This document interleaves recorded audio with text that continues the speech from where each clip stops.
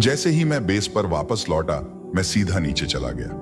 मैं रास्ते में खड़े सोल्जर्स और उनके सलाम को नजरअंदाज करता गया।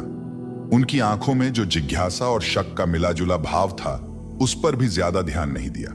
मुझे तो यह तक याद नहीं था कि मैं इस तरफ आ रहा हूं, जब तक मैं हेडक्वार्टर्स नहीं पहुंच गया। लेकिन ऐसा लग रहा था जैसे मेरे शरीर को मुझसे बेहतर पता है कि मुझे इस वक्त क्या चाहिए। मेरे कदम भारी थे, मेरे बूट्स की लगातार तेज आवाज पत्थर की उस पगडंडी पर गूंज रही थी जैसे ही मैं लोअर लेवल्स तक पहुंचा। करीब 2 हफ्तों से मैं यहां नहीं आया था। कमरा मेरे आखिरी दौरे के बाद दोबारा बनाया गया था। ग्लास पैनल और कंक्रीट की दीवार को बदला जा चुका था, और जहां तक मुझे याद है, आखिरी बार इस कमरे का इस्तेमाल उसने ही किया था। मैं ही उसे यहां लाया था। मैं एक जोड़ी डबल डोर को धक्का देकर अंदर गया, जो सिमुलेशन डेक के साथ लगे लॉकर रूम में खुलता था। अंधेरे में मेरा हाथ स्विच ढूंढता रहा। लाइट एक बार बीप कर बिंदास जल उठी। इलेक्ट्रिसिटी की एक धीमी सी भनभनाहट इन खाली विशाल दीवारों में फैल गई। सब कुछ शांत था, सुनसान, जैसा मुझे पसंद है। मैं जितनी जल्दी हो सके अपने जख्मी हाथ के बावजूद अपने कपड़े उतारने लगा। मेरे पास अभी भी 2 घंटे बचे हैं, इससे पहले कि मुझे डिनर के लिए अपने पिता से मिलना पड़े।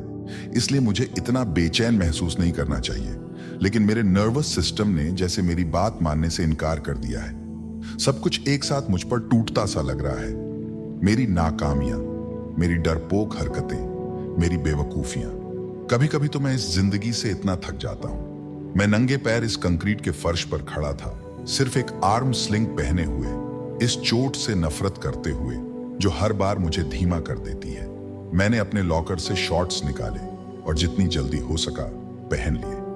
दीवार का सहारा लेते हुए खुद को संभाला। जब आखिरकार मैं सीधा खड़ा हो सका, मैंने लॉकर का दरवाजा जोर से बंद किया और साथ वाले कमरे की तरफ बढ़ गया।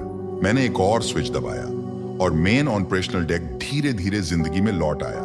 कंप्यूटर बीप करने लगे और स्क्रीन पर लाइट्स चमक उठी, जैसे ही प्रोग्राम खुद को रिकैलिब्रेट कर रहा था।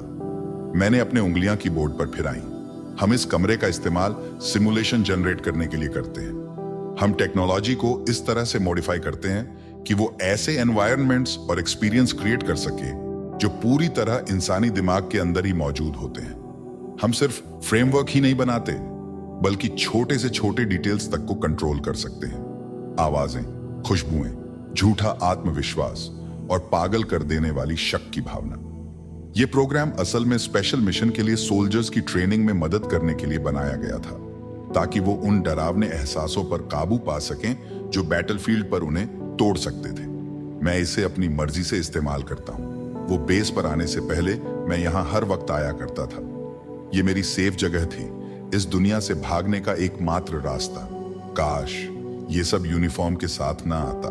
ये शॉर्ट्स बहुत स्टार्ची और अनकंफर्टेबल हैं, पॉलिएस्टर की खुजली और जलन बर्दाश्त से बाहर है। लेकिन इन शॉर्ट्स की इनर लाइनिंग में एक स्पेशल केमिकल है जो मेरी स्किन के साथ रिएक्ट करता है और सेंसर्स को इंफॉर्मेशन भेजता है।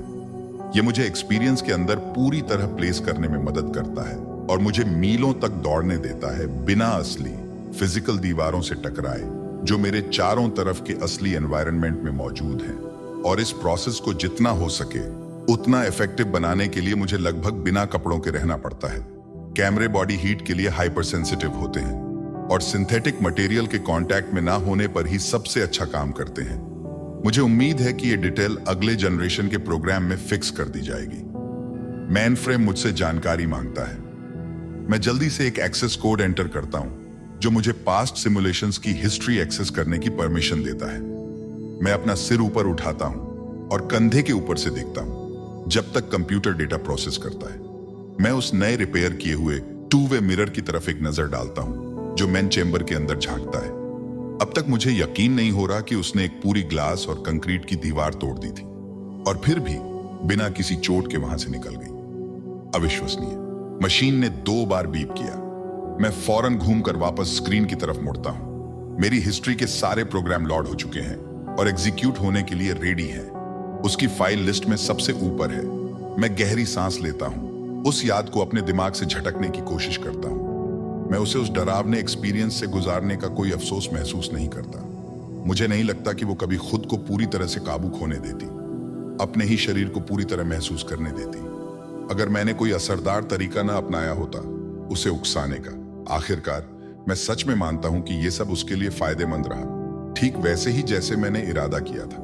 पर हां, काश उसने मेरे चेहरे पर बंदूक तान कर उसके कुछ ही देर बाद खिड़की से छलांग न लगाई होती।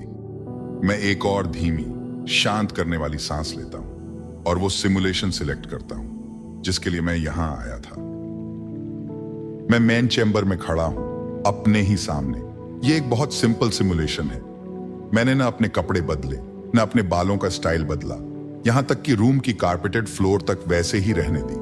मैंने बस अपनी ही एक डुप्लीकेट कॉपी तैयार की और उसके हाथ में एक गन थमा दी। वो लगातार मुझे घूरे जा रहा है।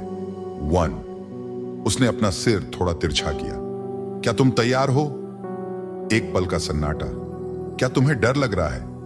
मेरा दिल तेजी से धड़कने लगा। उसने अपना हाथ उठाया, हल्का सा मुस्कुराया। चिंता मत करो, उसने कहा, अब सब खत्म ही होने वाला है। 2। बस थोड़ा और इंतजार, फिर मैं चला जाऊंगा, उसने कहा, गन को सीधा मेरी पेशानी पर तानते हुए। मेरी हथेलियां पसीने से भीग गई हैं, मेरी धड़कन रुक रुक कर दौड़ रही है।